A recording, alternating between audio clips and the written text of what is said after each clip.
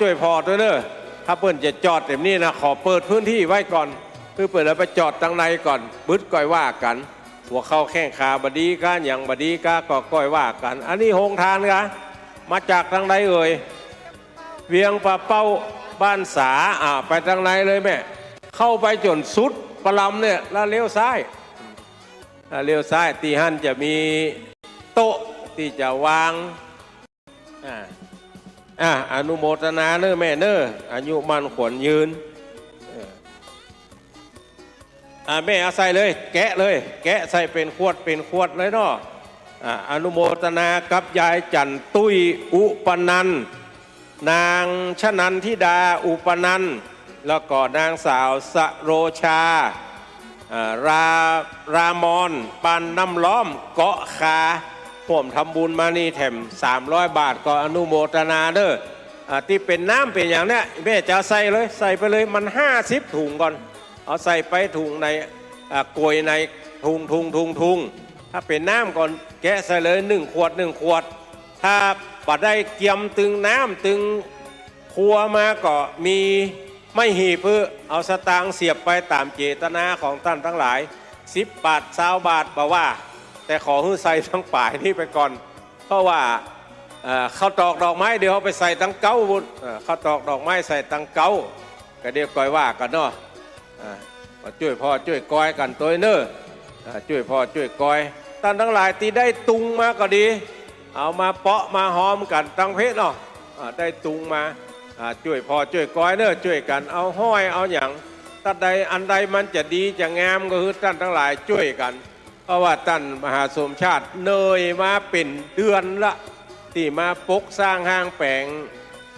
ปลำผามเปียงนี่นะกว่าจะได้อย่าง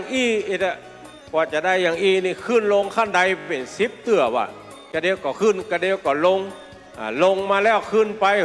ลืมวัสดุอุปกรณ์ขึ้นไปไม่มาขึ้นลงนี่ใจเวลาเมินอยู่ในการทำบุญสุนทานใครจะเข้าห้องน้ำห้องส้วมมีตั้งเพศเด้อตั้งหน้างานเพที่จะเข้าสู่ปลำผามเปียงเพเอามาถึงนี่แล้วก็เลี้ยวซ้ายติดป้ายยินดียิ่งแล้วแขกแก้วมาเยือนน้อมถวายสักการะครูบาอาจารย์ขึ้นสีขาวเพื่อชาวประชาทุกรูปทุกองค์ด้วยความเคารพเพนะสถานีวิทยุเครือข่ายขึ้นสีขาวเพื่อชาวประชาวัดบรรพตสถิตความถี่106.50 เมกะเฮิรตซ์ซึ่งท่านทั้งหลายก็กำลังรับฟังรายการนี้อยู่เพราะว่าทางสถานีวัดบรรพตสถิตได้ถ่ายทอดเสียงในจังหวัดลำปางแล้วก็ทางเชียงใหม่แม่เข้าห้องน้ำก่อนก็ได้มาเลาะอาคารหลังนี้เข้าห้องน้ำห้องส้วมไปก่อนก็เดี๋ยวไปทางในห้องน้ำห้องส้วมมันคนหลายเลาะไปนี่เข้าห้องน้ำห้องส้วมทำภารกิจส่วนตัวขึ้นแล้วก็ออกมาใส่อย่างลืมชื่อมั้งครัวดำหัวใส่ครัวดำหัวใส่ตั้งในใส่ตั้งนอกนี่เข้าไปตั้งในเลยยกเว้นเขาตอกดอกไม้เดี๋ยวไปใส่ขันดอกขันศีลขันน้ำตาลแม่อยู่บ้านอย่างเหรอเวียงตาการแม่เนี่ยครับแม่อุ้ยจันเลื่อนใสกะละหันหน้าหันตาใส่ไปเนาะมีอันใดที่เป็นครัวดำหัวก็ใส่ตั้งแต่ปลายไปจนถึงเก้าวนเจริญพรอยู่ดีมีสุขได้แค่หมูมาน้ำย่อยโซเอาแค่หมูมาน้ำย่อยโซเจอเนอร์ท่านทั้งหลายที่กำลังเดินทางมาถึงเนาะมาถึงละเอาแค่หมูมาน้ำย่อยโซใครจะเข้าห้องน้ำห้องส้วมไปทางนี้ก่อนเนอะห้องน้ำห้องส้วมทำภารกิจของตัวเก่าให้เสร็จก่อนแล้วก็ใส่ครัวดำหัวไปเด้อใส่ทั้งปลายไปหาทั้งเก้าถ้าใส่ทั้งเก้าได้ปีกออกมาหามล้อมนะใส่ทั้งปลายไปหาทั้งเก้าได้น้ำมาก็ใส่ข้วนได้บะม่วงมาก็เอาใส่กล้วยใน1 แกนใส่ไปเด้อถ้าบ่ได้อย่างมาสักอย่างมีกระสตางนี่นะตั้งเพศก็มีไม่หีบเพื่อท่านทั้งหลายก็เอาใส่ไม่หีบแล้วก็เอาปักตา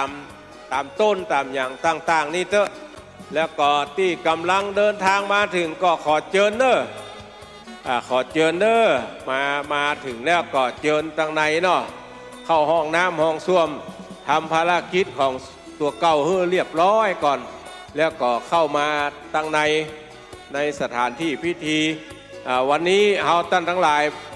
กุเตื้อนี่ปกติจะทำพิธีอยู่ตังนอกคุณเนาะวันนี้มีตังในเพเนอร์วันนี้มีตังในตีกุฏิตันมหาสมชาติเพราะสถานีวิทยุตั้งอยู่ที่เพตั้งอยู่ที่เพตอนนี้ท่านทั้งหลายที่กำลังเดินทางมาถึงก็เอาคนลงเอาขอบเอาครัวลงก่อนถ้าติ้วแบบแป้คือบอกคนจะไปช่วย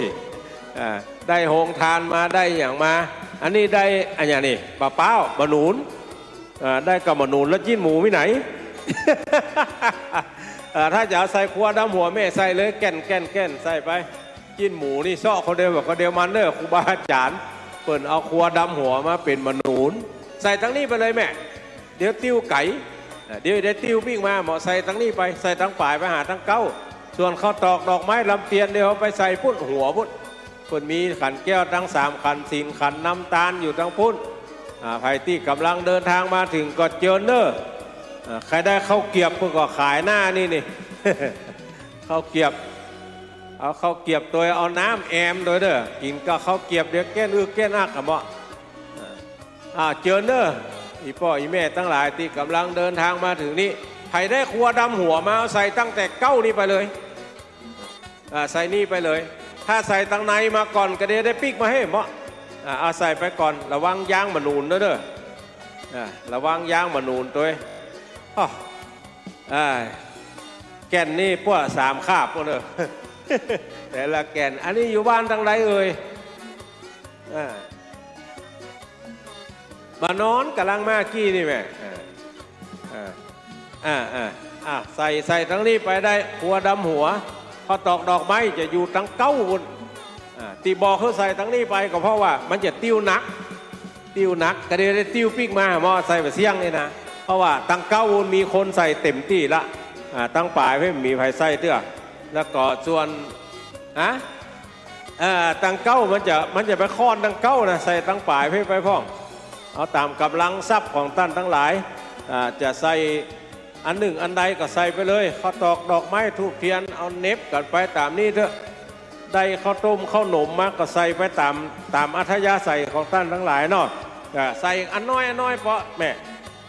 ใส่ทั้งนี้ไปถ้าใส่ทั้งพูนมาก็ได้เตียวมาให้เหมาะ มันไปคอนดังเก้านักลำไป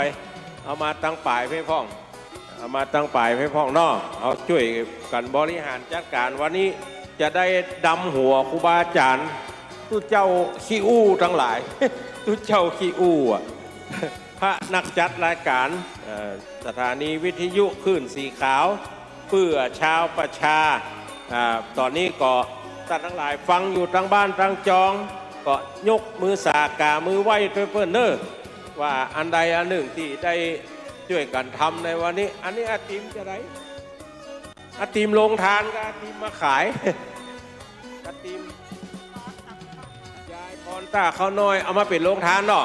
เข้าไปไหนเลยเอารถเข้าไปไหนปุ๊เลยรถเข้าไปได้เพราะโรงทานจะอยู่ทางในมดโรงทานยายพรเอาโรงทานไอติมมาเอาไอติมมาออกโรงทานไปทางในปุ๊เลยเด้อแล้วบัดถ้าเปิดเด้อไม่เสี่ยงก่อน มันจะเสี่ยงก่อนเข้าไปง่ายในปุ้นมันยากอยู่น้อยปอแต่ได้นะมีโรงทานเหรอ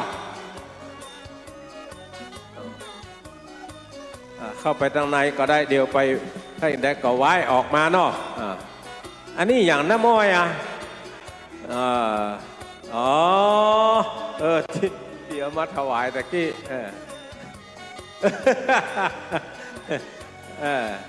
น้ำอ้อยน้ำมิ้นกินกับข้าวอุ่นเนออีพ่ออีแม่ตั้งหลายแปดเข้าไปเลยแม่เข้าไปเลยพ่อเข้าไปเลยเพราะมีโฮงทานมีผู้สูงอายุเข้าไปในไปเลยขอช่วยเคลียร์ตั้งในกำเนาะครูบาอาจารย์ทุเจ้าพระเนรเฮาพี่น้องไอ้เบิ่มเคลียร์ตั้งในตัวกำเนาะแม่ระวังรถด้วยเนอะแม่ ระวังรถตั้งหลังโดยกำนอระวังรถโดยกำขยับเข้าไปได้ไปแต่น้อยแต่น้อยได้เข้าไปแต่น้อยแต่น้อยขยับเข้าไปแต่น้อยแต่น้อยนี่ได้จะลงนี่ละถ้าจะถอยก็ได้เพราะว่าเข้าไปในนี่ยากนักแกเนอะเข้าไปในยากนักแกจอดเต็มนั่นแหละเอาคนลงก่อนเอาคนลงก่อนเนาะเอาคนลงแล้วต่อเจาะตีจอดรถลงนี่รถเข้าในนี่ได้เฉพาะโรงทานอย่างเดียวเนอะเฉพาะรถโรงทานอย่างเดียวที่เข้าในนี่ได้นอกจากนั้นเข้าได้แต่ออกยากเข้าได้แต่ออกยากช่วยกันเอาออก ช่วยกันขยับอันนี้กุยแม่บะโอนี่มาจากไหนใส่ครัวดำหัวเนาะใส่ครัวดำหัวช่วยกันเอานี่ลงกำเอาบะโอลงตัวกำเอาบะโอลงตัวกำปอดจ้าคนใจช่วยพอเนาะสาธุเอาบะม่วงบะโอมาใส่ทั้งป่ายนี่เข้าไปตุเจ้าพระเดนที่กำลังดีก่อนท่านตะวันอยู่ตั้งใดนิมนต์ตั้งนอกให้กำเนาะจะได้เอาโฮงทานเอาอย่างลงจะเดินหน้าก็จะถอยเนาะระวังรถรถจะถอยขยับมาพอรถด้วยกำเนิดพี่น้องทั้งหลายคนเฒ่าแก่เจือรถมาทั้งหลังหูบ่ได้ยินที ได้ยินนะแต่มันบ่ได้ยินทีกระเทียมดองใส่เลยแม่ใส่ตั้งนี้ไปเลยใส่ตั้งนี้ไปหาตั้งเก้าเพราะถ้าใส่ตั้งเก้ามาหาตั้งปลายไม่ได้สักเตือใส่นี่ไปเลยป่ะใส่ไปแก่นเลยปลาม่วงก็แก่นปลาโอ๊กก็แก่นใส่ไปเถอะสุดปิดไปพูดใส่ไปมาละหลวงพ่อเจ้าคณะอำเภอหลวงพ่อเจ้าคณะอำเภอวังเหนือมาแล้วเนอะท่านอาจารย์พระมหานพดลสุวรรณเมธีตุเจ้าหลวงวัดปันพุทธสถิตเอานี่อันเนี้ยตุเจ้าหลวงปัจจัยมหาสมชาติเป็นตุเจ้าหลวงนะหลายท่านก็ขึ้นว่ามหาสมชาติเป็นตุเจ้าหลวงมหาสมชาติเป็นตุเจ้าน้อยปาลากากันยังไม่ใช่เถอะเป็นตุเจ้าน้อยช่วยหลวงพ่อขนลงลาตะกี้ใครต้องการกำลังขนท่องมีเนอะ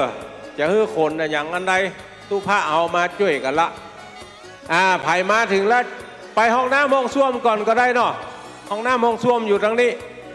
ทำภารกิจของตัวเก่าขึ้นแล้วก่อนเพราะไปทางในมันเดี๋ยวปิกออกมาเมาะถ้าได้ครัวที่จะใส่ดำหัวใส่ทางนี้ไปเลยเด้อถ้าได้ครัวมาใส่ทางนี้ไปเลยยกเว้นเขาตอกดอกไม้ต้องไปใส่ทางเก้าไผ่ได้ครัวดำหัวมาใส่ทางนี้ไปเลยแบ่งกันใส่ไปกำน้อยเด้อแคบหมูเหี่ยซองบะม่วงเหี่ยแก่นใส่นี่ไปเลยข้าวต้มเอามาบะหลายกุ๊บก็ใส่แก่นไปเลยแม่คือมันได้ไข่แม่ก็เตะใส่เด้อคือมันได้ไข่กันถ้าบ้านมันบอกไข่กันนะ50 กุยก่อน50 กุยก่อนเจิญจวนเนอร์ที่กำลังเดินทางมาถึงประเดี๋ยวนี้เข้ามาทางไหนเนาะจะเข้าห้องน้ำห้องส้วมไปทางเพเข้าห้องน้ำห้องส้วมให้เรียบร้อยแล้วเข้ามาทางในศาลาอาคารผ่ามเปียงนี่เมื่อเตียวมาถึงนี่แล้วก็ใส่หัวดำหัวเข้าไปใส่นักใส่น้อยว่ากันตามกำลังเอามามันได้5 กุยก็คือจบถึง5 กุยแต่ถ้าได้มานักนี่ใส่ยาวเข้าไปละ50 แก่นท่านมหาสมชาติประกาศให้ท่านทั้งหลายฟังแล้วว่าใครจะใส่หัวดำหัวถ้าจะใส่ครบกูแก่นนี่50 แก่นเลยนะถ้าปัจจัยกูแก่นนี่มีต่อใดใส่กันไปต่ออันก็บอกว่ากันใส่ได้3 กุย4 กุยแต่ขอให้ใส่ตั้งป่ายไปหาตั้งเก้าเพราะว่าหมู่มาก่อนแต่เจ้านี่ใส่ตั้งเก้ามาหาตั้งป่ายใส่ตั้งเก้ามาหาตั้งป่ายมันเลยได้บัดนักมันบัดเต้าบัดตะลากันตั้งเพศจะได้น้อยถ้าใส่ตั้งปุ้นมามันสบายเตื้อแต่ว่ามันบัดได้เต้ากันก็เลยจะให้ใส่ตั้งเพศไปถึงตั้งปุ้นได้ต่อใดก็ต่ออันบัดได้อย่างมาสักอย่างก็มีกระสตางจะเอามาเสียบก็เสียบนี่ได้เนอะมีไม่หีบบริการให้ท่านทั้งหลายก็มีอย่างเดียวคือสตางมาหนีบใส่ทั้งนี้ไปเลยครัวดำหัวใส่ทั้งนี้ไปเลยได้ผักกาดผักจีหอมป้อมหอมดวนผักไผ่ บัดแตงสั่งบัดแตงลายบ่โอบะหนูนบะเป้าบะม่วงมีอย่างก็ใส่ไปส่วนไผ่ได้ต้นมาที่จะตานเขาเข้าไปนี่แล้วก็หันสลาอยู่ซ้ายมือท่านมหาสมชาติอยู่ในหันเดี๋ยวไปตานหันได้ที่เป็นหมู่เป็นจุ้มกันแม่แก้วใจยะสารบ้านบ่อเหี้ยวลำปางบำรุงกะน้ำกับไฟวัดไม่ห้องไข่เนาะอายุวโนสุขังพลังอยู่ดีมีสุขเนอะฟังแล้วบาลำหันกำลังหันอนุโมทนาเนอะอนุโมทนาอ้าวปักตั้งปลายไปหาตั้งเก้าไผ่มีข้าวตอกดอกไม้ไปใส่ตั้งเก้าหัวดำหัวใส่ตั้งปลายไปหาตั้งเก้าได้ไปใส่ไปไผ่ได้อันใดมาอันนั้นรถเมเขียวแม่ขัดจานเจียงไฮ้ปักทางเจริญมาละตู้เจ้าหลวงมาเมื่อบัดแจ้งละสถากำลังมาด้วยหาปักทางเจริญรถม2จากแม่ขัดจานเจียงไฮ้เอาคนจากวัดเจียงไฮ้มาเนาะ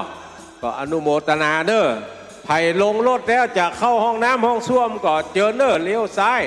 ก่อนที่จะเข้าป้ายเตียตมาภาพยืนอยู่นี่นะก่อนจะเข้านี่และส่วนพี่น้องทั้งหลายที่เอาสไตกับสตางมาแบบไรอย่างสักยังหน่อยนะมีไม่หีพื้นท่านทั้งหลายเนอะจะเอาปักตั้งไหนก่อนก็ได้แต่ใครฮื้อใส่ตั้งป่ายไปหาตั้งเก้าใส่ตั้งป่ายไปหาตั้งเก้าตะกี้สะเท้าท่านทั้งหลายเอามาหนุนมาใส่ละก็เดียวสงสัยว่าไผ่จะเอากินหมูตัวมาเนี่ยนี่ก็มาหนุนนี่จะเอาใส่ยังก็ตามใจท่านทั้งหลายเนาะช่วยกันพอช่วยกันกอยเนอะช่วยพอช่วยกอย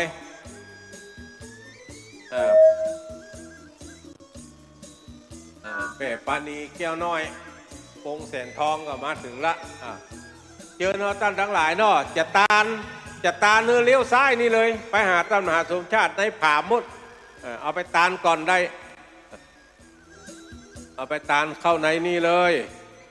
เข้าในนี่ไปตานในพุ่นเนาะท่านมหาสมชาติอยู่ในพุ่นแล้วส่วนไผ่ได้อันอย่างก็รางวัลห่างบัตร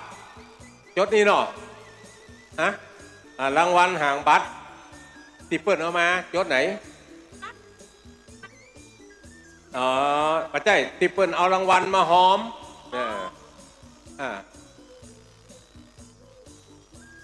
ขออนุญาตเรื่องรางวัลกำรางวัลมาหอมน้องนัด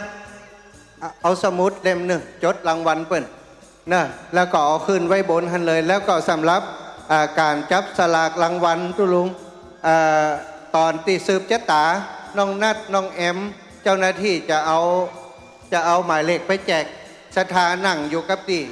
จะเอาหมายเลขไปแจกกับของดีแหมอย่างหนึ่งเก็บไว้ถึง2 อย่างห้ามหาย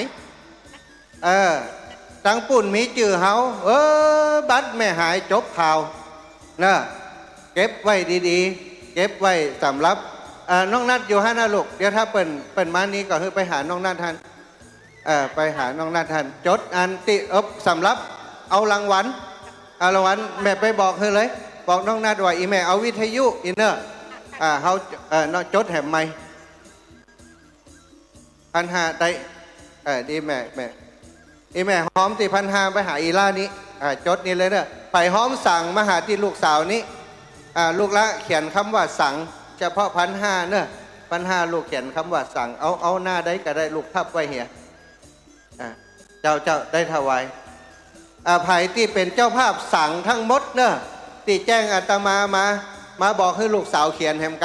ำก็เดี๋ยวจะเอาจื่อในเนี้ยที่ห้องประเคนบึดนะเจ้าลูกมันมีตีหลวงพ่อเขียนสั่งไว้ตี1,500เนี่ยนี่1,500มันก็อันนี้1 สั่งเนี่ยลูกเขียนต่อไปเลยเนอะอันนี้เขียนตีใหม่อันนี้เขียนตีใหม่เขียนสั่งเขียนคำว่าสั่ง1,500เนอะสาธุค่ะกัลยาณมิตรไปอันนี้เอามาอย่างจกรางวัลไปหาน้องนัดเนอะน้องนัดอยู่ตีหลังนี้น้องนี่ตรงตีอันเครื่องเสียงนี่เนอะนี่นะเครื่องเสียงนี้เดี๋ยวน้องนัดจะเอาขึ้นวางบนเวทีเลยจ้าสาธุไปเอา FC ใหม่มาเดี๋ยวเอารางวัล สาธุสาธุสาธุสาธุสาธุสาธุสาธุสาธุท่านจ้ะเดี๋ยวอันนี้จะเอาเป็นอันนี้แหละออกรางวัลแหละออกรางวัลเดี๋ยวไปหาน้องนัดนี้เนอะตีเครื่องเสียงนี้เนอะน้องนัดจะเขียนฮื้อแล้วก็เอาวางบนเลยใครที่เป็นเจ้าภาพสังตีบอกเฮาโทรมาเรียบร้อยแล้วเนาะมาเช็คจืดตีอันลูกสาวนี่กำเนอะลูกสาวที่อยู่กล่องอยู่ตรงหน้าเนี่ยคือกล่องอำนวยการสถาตีอันต้นพระป่าใหญ่ๆเนี่ยนะ1,500 บาทสั่งนั่นนะของแม่จันเรือนใสมีแล้วต้องจด ต้องมา เดี๋ยวเขาอยู่พูดเองไหมเดี๋ยวถ้าตุ้ลุงเรียบร้อยก็เป็นจะได้มานี่เนอะตอนนี้สำหรับที่จะรับรางวัลจับสลากรางวัลสถาบัตรต้องไปลงทะเบียนนั่งอยู่กับตีตอนสืบชะตาเปิ้นจะเอาไปแจกจะเอาไปแจกฮือสถาเนอะที่แรกว่าจะจดจื่อมันนักลำไปจดบ่ไหวสถาก็เข้าใจตามนี้อีแม่ อันนี้อะไรอันนี้ปันห้านั้นกะปันห้ามาเดี๋ยวถ้าย่าฮะเลี้ยงเพนอยู่ในนี้น่ะเขาจะถอยมานี่เด้อสุ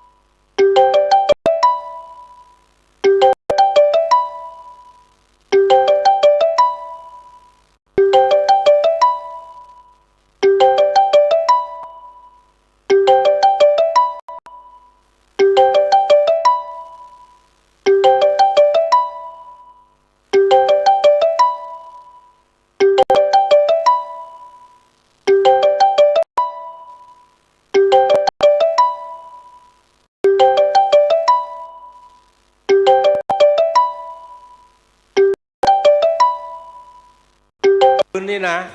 ที่มีต้นใหญ่ๆที่มีละออนนุ่งเสื้อขาวโอ้กำลังมาละออนนุ่งเสื้อขาวมาหอมไดเดอร์มาหอมได้เป็นจะไปใครจะเป็นเจ้าภาพสังแต่ว่าวันซืน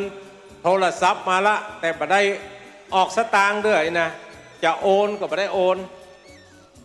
มีตะกร้าเอาอย่างไรนี่มาครบ50แก่นละเอาไปพูดเลยตั้งป่ายใส่ตั้งป่ายมาเลยถ้าตั้งเก้ามันเต็มใส่ตั้งป่ายมาเลยเนอะเข้าของวัตถุเครื่องใจแม่เอาไปใส่ตั้งป่ายมาเลยใส่ตั้งป่ายมาหาตั้งเก้าเพราะตั้งเก้ามันเต็มละเอาไปใส่ตั้งป่ายปูนมาไผ่ได้น้ำเขามินส้มปล่อยก็มาใส่ในองค์สีอะไรนี่สีส้มเนาะเอามาใส่ในองค์สีส้มนี่เนอะมานอนมาแม่เจ้านี่เหมือนกันส่วนข้าวตอกดอกไม้ก็ใส่เพะขันศีลขันน้ำตาลเพะขัวดำหัวขอไปใส่ตั้งป่ายมาหาตั้งเก้าพ่องประเด็นนี้ตั้งเก้ามันเต็มละน้ำเขามินต้มปล่อยซะเก้าดำหัวใส่ในนี่เลยใส่ในนี่เลยเนาะใส่ในนี่เลยเด้อไผ่จับปูจาตุงไส้หมูกับตุง12ราศีมีเพะเด้อปูจาแล้วก็ไปปักเจดีย์ทรายถามว่าสตางค์เอาไว้ไหนนะก็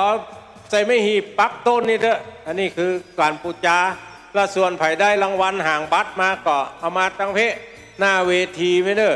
หน้าเวทีเพะไอ้จะตานครัวไปตั้งผามปุ้นไผ่ได้น้ำขมิ้นส้มปล่อยมาเปาะมาหอมกันเพะเตียตมาภาพยืนเพะได้กะส้มปล่อยมาก็เอามาใส่ในนี้ได้มาตึงน้ำตึงส้มปล่อยก็ใส่นี้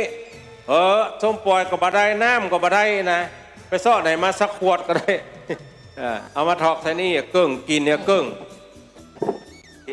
ใส่นี่เกิ้งอันนี้ของไผ่หัวเด้อพอมาตำเนี่ยเขาจะใส่เฮือแล้วนี่ ฝาสีน้ำเงินเนี่ยมีเขามินส้มปล่อยเต็มนี่เอาจะเอาใส่นี่แล้วเนอะภายได้น้ำเขามินส้มปล่อยมาตังเพได้ครัวดำหัวเอาใส่ปุ้นมาเลย ได้รางวัลห่างปัดเอามาตั้งข้างเวทีเพถามว่าเวทีมีไหนที่เปิ้นยกสูงเนี่ยยกสูงมีป้ายติดเชิญร่วมทำพิธีทำบุญน่ะที่เป็นผามตองนี่นะมาตังเพนี่คือเวทีน้ำส้มปล่อยใส่นี่เลยแม่ใส่อุงสีส้มนี่น้ำส้มปล่อยมาใส่เพเนอร์ใครได้น้ำส้มปล่อยมาใส่เพได้น้ำมาก็ใส่ตึงน้ำได้กระส้มปล่อยมาก็ส้มปล่อยใส่นี่ส่วนครัวดำหัวไปใส่ตั้งป่ายมาหาตั้งเก้าเลยถ้าใส่ตั้งเก้าไปหาตั้งป่ายมันเต็มแล้วประเดี๋ยวตั้งเก้ามามีไผ่พอตั้งป่ายเนาะไปจุ่ยพอตั้งป่ายใส่ตั้งป่ายมาหาตั้งเก้าเลยตั้งป่ายพุ่นมีบ่นูนบ่เนินตัวเดียวที่นะกินหมูซ้อเอาคนเดียวครูบาอาจารย์ตนได้นะถวายอนุโมทนาเนอแม่คำนวณกำลังแข็งบ้านดินดำเจ้ซ้อนเมืองปานโอ้พี่น้องเมืองปานก็มาแล้วเนออนุโมทนาเนอใส่มดเลยแม่ถอกใส่มดเลยถอกใส่มดเลยที่เป็นอันนี้โอ้ศรัทธาท่านทั้งหลายประเด็นนี้หลวงพ่อใหญ่มาแล้วเนอหลวงพ่อพระครูสุจิตานุรักษ์อันนี้ใส่ดำหัวเนาะแม่เอาเสียบอย่างก็ไม่หีบใส่แล้วกะเสียบปุ้นเสียบละเสียบนี้อนุโมทนาเนอะหลวงพ่อใหญ่หลวงพ่อพระครูสุจิตานุรักษ์อันเนี้ยที่ไผ่ฟังสถานีวิทยุน้ำบ่อสาวาเมืองฝางเดินทางมาถึงแล้วเนอะนิมนต์หลวงพ่อตั้งในนี่เลยครับไหว้สาตั้งในนี่เลยหลวงพ่อได้วิทยุมากี่เครื่องเนี่ย5 เครื่องศรัทธาจะได้วิทยุ5 เครื่องตุ๊พี่อ๋อยเอาลงเส้นก่อนเอาลงเส้นตีไอ้ตีคุ้มเครื่องนะเจ้าหน้าที่คุ้มเครื่องจะคุมถึงเครื่องเสียงนะแล้วก็ จดชื่อเสียงเรียงนามหางป้องไอเขียนเนอร์หลวงพ่อพระครูเจ้าคณะอำเภอฝางวิทยุ5 เครื่องใครจะได้หัวบึ้ดก็ว่ากันเด้อใครมาได้ครัวดำหัวมามีกระสตางนี่นะเสาะเสียบได้เลยจะเสียบกันได้ก็ได้มีตึงมดกัน50 ก๋วยก่อนเอาใส่ตั้งปลายมาหาตั้งเก้าเนาะตั้งเก้าเต็มละท่านทั้งหลายใส่ตั้งปลายมาเลยเนอะได้อันหนึ่งอันใดมาก็ใส่ตั้งปลายใส่เข้ามาเถอะถ้าได้บะม่วงมาเป็นถุงก็ขอเตะด้วยกันเตะใส่กล้วยใน1 แกนถ้าใส่ตีเดียวมันได้2-3 กล้วยถ้าเตะมานี่ได้หลายกล้วยอยู่ได้ข้าวสาลีมาก็ดีได้บะโอก็ดีบะเป้าก็ดีจ่าล้วงสุดมาได้อย่างซักยังเลยนะมีกระสตางในกระเป๋านี่ก็สตางกีบไม่หีบแล้วมาเสียบเถอะกันได้ก็ได้แล้วแต่เจตนาท่านทั้งหลายเนาะกันได้ก็ได้ส่วนรถหงทานเข้าตังในไม่ได้เนอะแต่ก็ระวังคนด้วยกรรมคนก็หลายรถก็นักเสาะที่จอดกันมาก่อนก็จะได้จอดตังในเนี่ยมาแม่ลูนก็จะได้จอดไก่น้อยหนึ่งสวยดาวบ่มีจับรางวัลห่างบัตรจับรางวัลห่างบัตรบึ้ดนั่งนี่เด้อแล้วละอ่อนจะเอาหมายเลขมาแจกหมายเลข1ไปถึงปันป่ายว่าละอ่อนจะเอาหมายเลขมาแจกแล้วเพิ่นจะจับรางวัลบนบุตรได้หมายเลขอย่างสมมุติว่าหมายเลข5ของป้าแก้วก็ลุกไปเอาเลยนี่คือรางวัลนี่ลูกทางใดมาแต่เจ้าละเชิญทางในเดี๋ยวเพิ่นจะมาแจกหมายเลขนะนั่งอยู่กับเก้าอี้แล้วเพิ่นจะมาแจกตอนนี้ก็ท่านทั้งหลายก็เอาครัวดำหัวใส่ก่อนเนอะแม่สีดาใส่ยังใส่เลยครัวดำหัวแม่สีดาเอาอย่างมาวันเนี้ยแม่สีดาคนงามเวียงปะเป้าเอาของมาหลายอย่างเสียบไปเลยเนอะส่วนข้าวตอกดอกไม้ลำเตียนไปใส่ปุ้นขันตีนขันน้ำตาลมีตั้งหน้าบุ้นเนอะ ใส่นี้น้อยแล้วก็เป็นยาน้ำขมิ้นส้มปล่อยใส่พุ่นใส่ถังสีชมพูประเดี๋ยวนี้มันพอบะหันละคนมันหลายไปทั้งหัวมันเลยติดป้ายพุ่นติดป้ายงานทำบุญวะนั่นมีหั่นละนะทำบุญสถานีนี่เลยแม่ตีละออนนั่งที่เขายืนสุ่มกันเนี้ยตีโต๊ะเนี่ยตีปีนุ่งสิ้นเนี่ยทำบุญสถานีนี่เอาไปนี่เลยถ้าต้องการตานกับมือท่านมหาสมชาติเพื่อเลี้ยวซ้ายเข้าไปติดศาลาพุ่นเนาะท่านมหาสมชาติอยู่หั่นปั่นปอนส่วนโฮงทานก็เจิญเนอร์ไปได้อันหนึ่งอันใดมาก็เอามาสู่มาจูกัน เป็นโฮงทานด้วยกันวันนี้เข้าห้องน้ำมีเพ่แม่ห้องน้ำมีเพ่ง่ายกว่าปัดใจปัน500 บาทเอาไปนี่เลยละออนจะมีขนาดที่ต้นสูงๆครับที่ไผ่จะเป็นเจ้าภาพสำหรับไตรตานถวายพระสงฆ์ก็บอกคือละออนเนอะละออนที่นุ่งเสื้อขาวใส่ผ้าแมสสีขาวนะเขาจะนั่งอยู่หันตันทั้งหลายก็ไปเอาเงินไปฮื้อละออนหันแล้วก็บอกถ้าเขียนได้ซ้ำดีเขียนใส่ซองใส่อย่างไว้บอกละออนว่าอันนี้ปัน5อันนี้เปิดห้องมาอย่างเมืองขวางบอกปักแก้วลงทะเบียนก็ต้องลงละเดี๋ยวขอยเอาเบอร์มาแจกเอาเบอร์มาแจกมหาสมชาติอยู่ไหนพุ่นแม่เข้าไปนี่เลี้ยวซ้ายถามว่าถามอย่างไรถามรถว่าเก้าอี้สีดำท่านมหาสมชาติอยู่ไหนพุ่น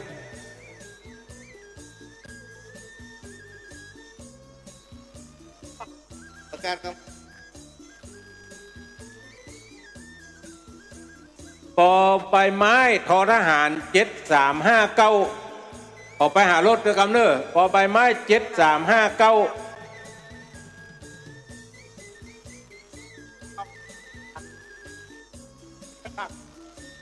อ๋ออนุโมทนาเนอะนิมนต์ตุ๊ปีอ๋อยนะครับตุ๊ปีอ๋อยท่านรองเจ้าคณะอำเภอดอยหล่อ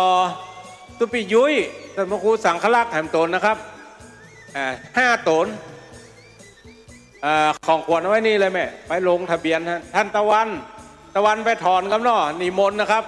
นิมนต์5 ตนไปถอนอาคารที่ทำการสถานีก่อนลืมถามให้ตะกี้ไผ่เอาเมี่ยงมาถวายเนี่ยอนุโมทนาเนอะ อนุโมทนากำลังกึดใหญ่ได้ยายทองยายใส่คำบ้านไหนก็บ้านลุกประตูป่าเอาเมี่ยงมาถวายเมาอู้เลยบอกหู้เจ้าภาพขอบคุณเนอะใครได้ของรางวัลห่างบัตรมาเอามาที่ข้างเวทีไปเนอะเอามาลงชื่อเสียงเรียงน้ำแจ้งตีไอเครื่องเสียงรางวัลห่างบัตรนะปัจจัยถ้าได้รางวัลห่างบัตรมาลงทะเบียนนี่ส่วนเบอร์บึดละออนจะมาแจกเจ้าหน้าที่จะเอาหมายเลขมาแจกเจ้าหน้าที่จะเอาบัตรมาแจกหน่อยก็นั่งอยู่กับตี้บึดเขาจะมาแจกส่วนครูบาอาจารย์ที่ได้รางวัลห่างบัตรมาก็เอามาแจ้งที่เจ้าหน้าที่นะครับเจ้าหน้าที่จะเอาขึ้นไว้บนเวทีและส่วนอาหารโรงทานก็มีโต๊ะมีตังมานั่งเก้าอี้มีชื่อไว้ละเป็นบางส่วนมหาสมชาติอยู่ไหนวุ้นเข้าไปนี่เลี้ยวซ้ายเปิดนั่งหมดเลยในพวกป้ายโรงเรียนอย่างพวกเข้าไปในหมดเลยเนาะไปตานในหมดเลยจะตานส่วนตัวมหาสมชาติหรือว่าฮับปากอย่างคนไว้เป็นเจ้าภาพอย่างคนมีในหมดเด้อ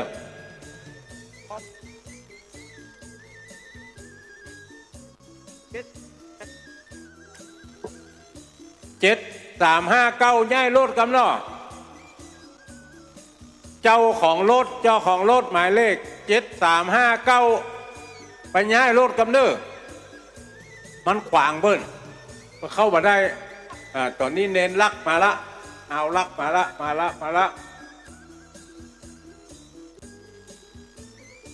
ก็ครูสมุพิสุวัตรก็เดินทางมาถึงแล้วว่าจะไงแม่มาแล้วตั้งไหนมาตะกี้นี่เหมือนกันมาตะกี้ถึงก่อนหน้านี่ดำหัวนี่เอาครัวใส่ก๋วยนี่เลยถ้ามันมีครัวดำหัวต้นตัวเดียวก็ว่ากันท่านมหาอยู่ทางไหนเข้าไปเลี้ยวซ้ายอยู่ไหนวะ ท่านเสน่ห์การลงมาละเดี๋ยวเปลี่ยนกันอู้ผมหยอกตั้งได้มาเจ้าคอแห้งละอ้าวเจอเนอร์ไผ่ได้ครัวรำหัวมาก็ใส่ได้อมเมี่ยงก็อมเมี่ยงเลยนี่เพื่อนถวายมาแล้วจะไปได้อมอ่ะอู้ก็ดีอู้เมี่ยงก็ดีอมอ้าวเจอเนอร์ย่ายรถกำนอ6357ตะกี้พอรถเจอกำเนอร์ตุพี่อ๋อยคนเท่าอุ้ยขยับกำเปิดเจ้ารถพัฒหารรถหงทางเข้ามา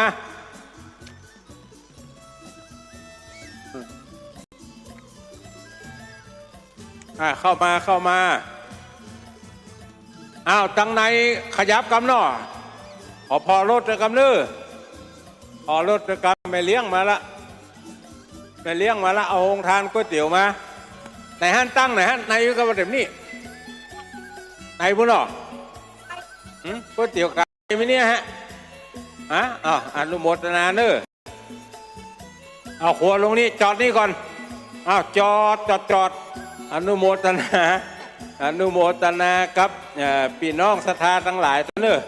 บ้านปงขอบหมู่เก้าตำบลพิเชษนครแจ้ห่มลำปางบางหนาอนุโมทนาเนอขอจิตอาสาถึงตุเจ้าพระเนนถึงคนบ้านมาช่วยกันขนครัวก๋วยเตี๋ยวขนอุปกรณ์ก๋วยเตี๋ยวลงรีกรรมขอจิตอาสาเนอช่วยกันขนกรรมก็บึดกับมูเฮาเนี่ยนะจะกินนะมีใครมากินช่วยนะ ช่วยกันขนลงด้วยกรรมเนาะขนลงด้วยกรรมเนอขนลงด้วยกรรมแม่เตียวทั้งเพเพราะทางนี้จะขนครัวลงถ้าจะช่วยกันนี่ก่อนถ้าเข้าบดีบัดถ้าช่วยเนอะนี่ก็ได้ทั้งนั้นจะขนครัวลงมาได้ขอจิตอาสาเนอะช่วยขนครัวลงกำเนาะขนครัวก๋วยเตี๋ยวไผ่ขึ้นได้ขึ้นไปกำขยายออกมาเดี๋ยวเราจะเปียเอา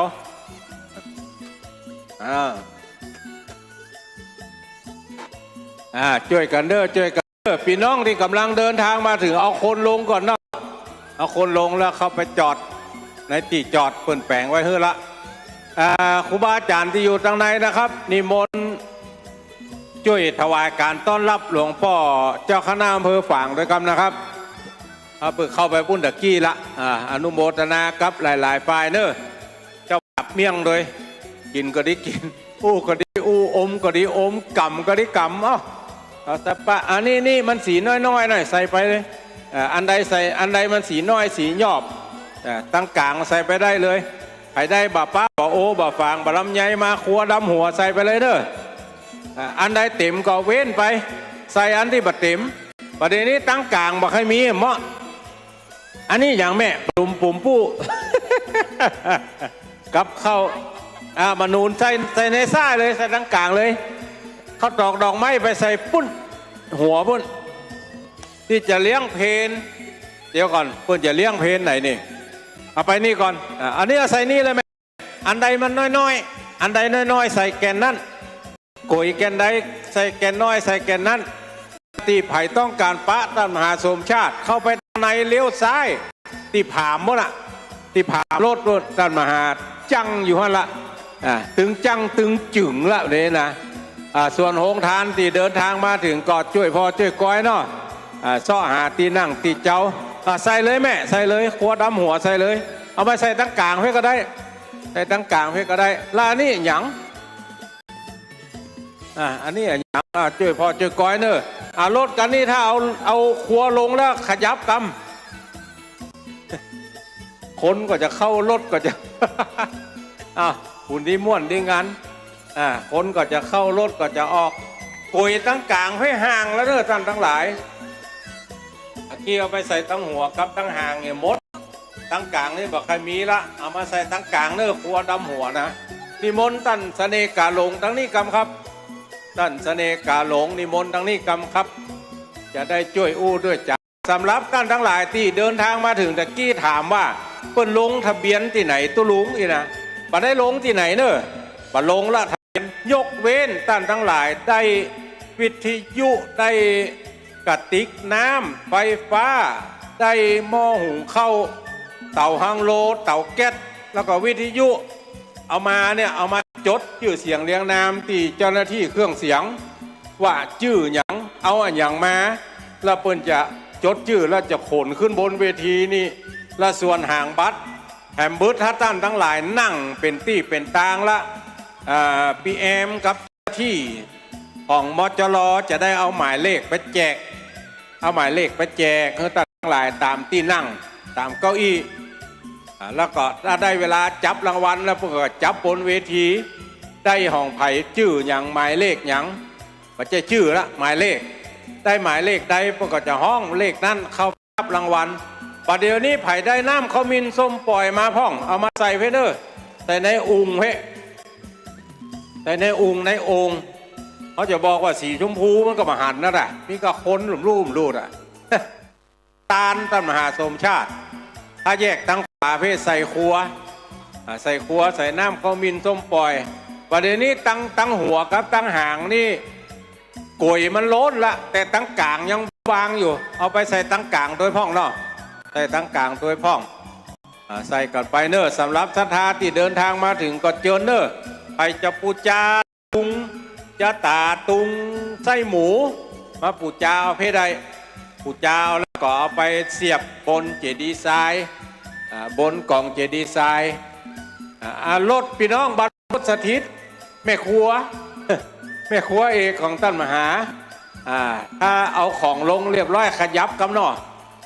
คนไปคนมาไปได้ละรถเต็มหนทางละแต่ว่าก็หากว้างลึงกันนะวันนี้บะหมี่ตี้แล้วก้อยแต่ว่ากว้างลึงท่านทั้งหลายที่เดินทางมาถึงแล้วซ้อหาที่นั่งที่เจ้าเนอะตั้งนอกนี่อาจจะเต็มตั้งในก็เต็มละเลยนะเต็มถึงตั้งในตั้งนอกเต็มถึงตั้งในตั้งนอกก่อนที่เหลือก็ซ้อหาที่นั่งที่เจ้ากับเราเนาะผมไม่ใจคาที่ไหนมีก็นั่งกันไปเนอะนั่งกันไปเพราะว่าคนก็มานักมาหลายถึง8จังหวัดภาคเหนือมันเหมือนจะกลับบ้านเฮานี่เนาะหลายฝ่ายหลายที่หลายตางเดินทางมาถึงพยาตานครับท่านมหาสมชาติก็ไปตั้งในวะเด้อมาถึงนี่แล้วก็เลี้ยวซ้ายไปตั้งในส่วนไผ่ที่รถเก่งรถอย่างนี้รถปิกอัพบอใบไม้ทอทหาร7359ลำปางย้ายกำถ้าบัดย้ายเดี๋ยวเขาแต่งยางเลย ถ้าบัดย้ายเขาจะเขาแต่งยางละ7359บอใบไม้ทหารไปย้ายกำเนาะย้ายรถกำเน้อกันนี่รถหงฐานรถแม่กะสุมาเด้อเอากันอย่าแต่งยางแล้วนะถ้าผมไปนะส่วนเดี๋ยวรถเด้อแม่เข้ามาเด้อปั่นรถเข้ามาก่อนปั่นรถลงทางเข้ามาก่อนถ้าบือรถลงทางเข้ามานี่เขาจะกั้นเข้าไปแปลงห้องครัวทั้งหลังเนาะส่วนไผ่ที่ฮับสั่งปันห้ามาทางนี้เด้อปัน5เจ้าหน้าที่อยู่นี่ละ1 สังที่เป็นเงินสดแจ้งท่านมหาแล้วบ่ได้ออกสตางค์เด้อสตางค์มาออกเฮ้แม่สีดาออกสตางค์แล้วยังออกแล้ว แม่สีดาออกแล้วหอยตกลงทะเบียนบ่ลงแล้วแม่บึ้ดละออนจะเอาเบอร์ไปแจกละออนเอาเบอร์ไปแจกอนุโมทนาเนอแม่พันเครือคำรอแม่พันนี้เครือคำรอบ้านหน้าค่ายอนุโมทนาเนอหอมกะน้ำกับไฟอนุโมทนาเนออนุโมทนาเอาของใส่เลยแม่ใส่เลยที่ทุกเจ้าหนุ่งผ้าแดงๆนะถามบนท่านประเด็นนี้ตั้งหัวกับตั้งหางเต็มแฟดละกลัวนะแต่ว่าตั้งกลางมั่งอยู่ใส่ตั้งกลางเตอเนอใส่ตั้งกลางเตอกำใส่ตั้งกลางเตอกำไอ้เบิ้มนิมนต์ครับ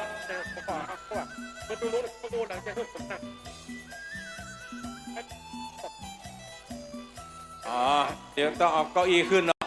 เอาเก้าอี้ขึ้น อ่ะ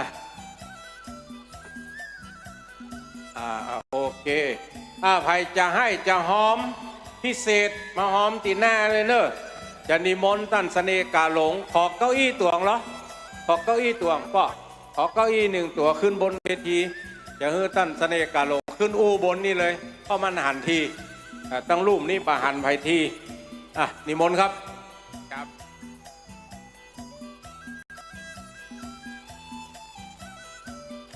ถวายความรบครูบาอาจารย์พระเจ้าประสงค์เด้อตั้งนี้ที่เป็นต้นค้าปัจจัยในอีปอยแมนเนอะ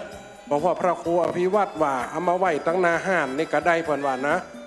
ที่ว่ารวมทำบุญหลาย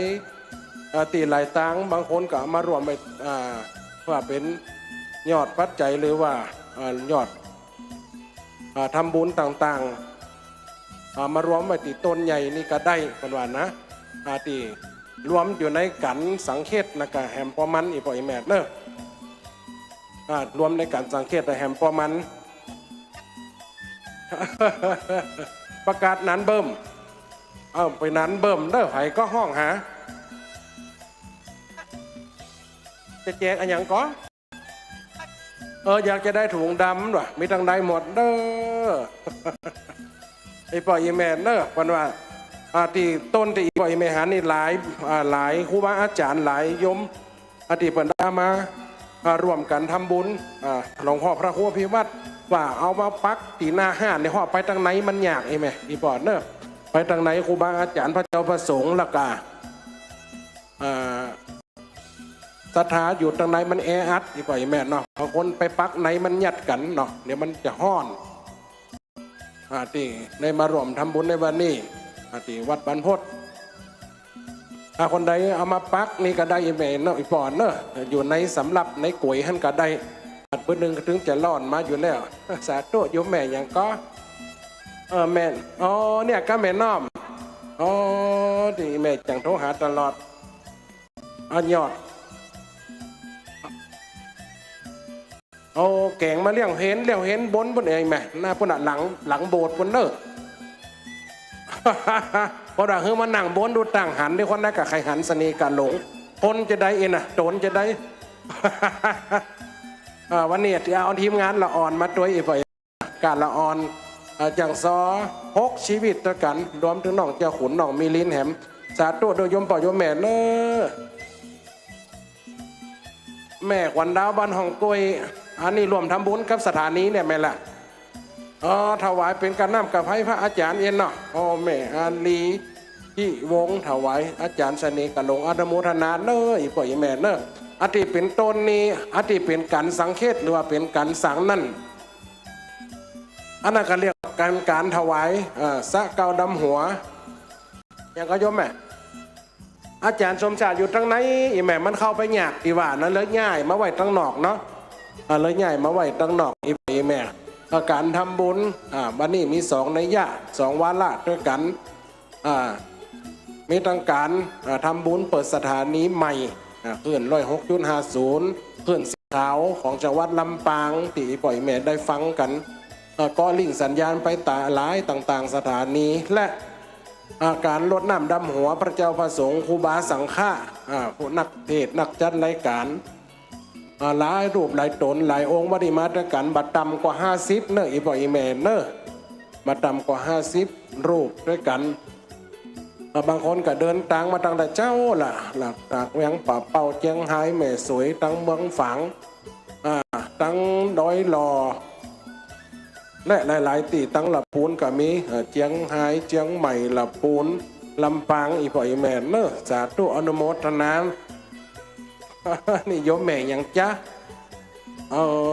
เขียนชื่อไว้เนี่ยแม่สีนวลวงชมพูนะพร้อมลูกเต้าถวายพระอาจารย์กะหลงอันนี้ถวายส่วนตัวกระนำกับไพ่อายุวันนะสุขภาละนะอีแม่เนออยู่ดีมีสุขอายุวัฒนะคืออายุยืนยาวอยู่กู้ฟังสถานีไปแหมเหมือนได้โยมแม่เนอสาธุอนุโมทนาก็จะโอ้ไปเลยจนกว่าจะเข้าสู่พิธีการลำดับตอนนี้พระเจ้าพระสงฆ์4 รูป4 ตน 4 องค์กำลังไปสูดถอน